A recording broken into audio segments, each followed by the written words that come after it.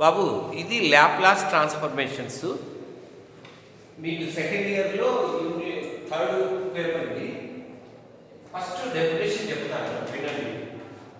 Definition అంటే ఇదంతా నేర్చుకోండి. L of F of T అంటే Laplace transform of F of T అని.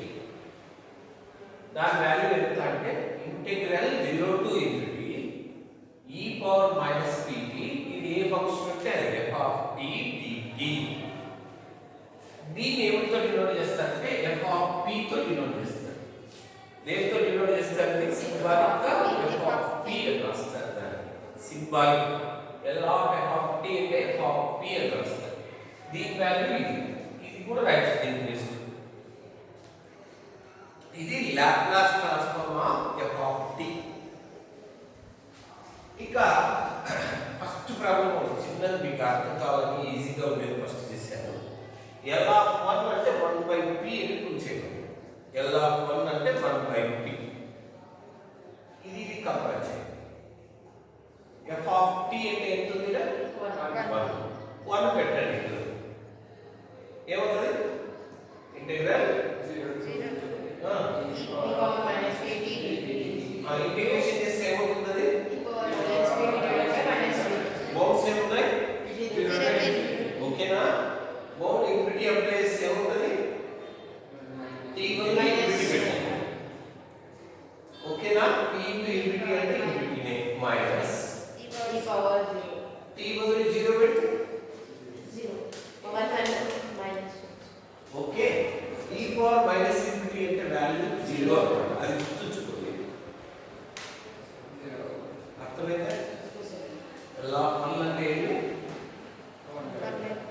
ఓకే. Any doubt? ఇక ఒక ఇంపార్టెంట్ థియరం 5 మార్క్స్ కానీ 10 మార్క్స్ కానీ అడుగుతుంది.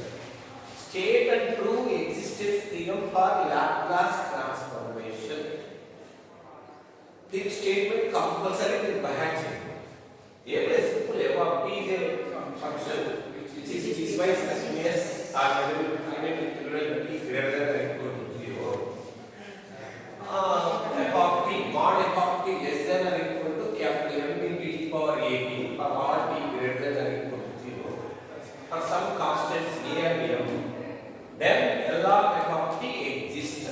Laplace transform of t exists. Okay na? Existence theorem అంటారు దాని నుంచి. ఇదేమని చెప్తుంది? ఈ కండిషన్ సాటిస్ఫై చేస్తే L of F of T exist అవుతుంది అంటారు. దాని ప్రూఫ్ చూడండి సింపుల్ గా. ఓకే ఓకే ఓకే ఇది ఓకేనా? ఇక్కడ నేను ఒక కన్స్ట్రక్ట్ తీసుకోండి.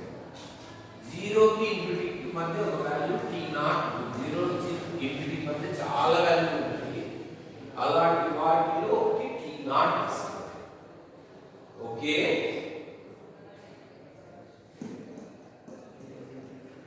అర్థమైంది ఎలా? ఇది ఫైనైట్ వాల్యూ కాబట్టి ఇది ఎగ్జిస్ట్ అయిపోతుంది. ఎలా ఇది ఎగ్జిస్ట్ అవుతుందంటే ఇదే hire value less than or equal to అని. ఇది ఎలా వచ్చింది అర్థమైతే? అర్థం కాదు. ఇది ఎగ్జిస్టెన్స్ అవుతుంది పాజిటివ్ ప్లస్ ఈ వాల్యూ అంటే దీనికి టోటల్ వాల్యూ అనేది దీనికన్నా ఎక్కువ ఉంటుంది కదా, less than or equal to. ఎందుకంటే ఇది ఎగ్జిస్టెన్స్ అవుతుంది కాబట్టి దీనికన్నా చిన్నగా ఉంటుంది. L of F of T అనేది less than or equal to. Okay okay. ఇక్కడ నెక్స్ట్ మాడ్ తీసుకోండి. బోత్ సైడ్స్ ఏం తీసుకున్నారు? Mod. L of F of T అంటే డెఫినేషన్ ఇది అప్లై చేయండి. మాడ్ తీసుకున్నారు అంటే 0 to infinity e power minus pt F of T modulus less than or equal to. దీనికి కూడా మాడ్ తీసుకున్నారు. Any doubt? Mod of e power minus pt అనేది positive. దీనికి మాడ్ అవసరం లే.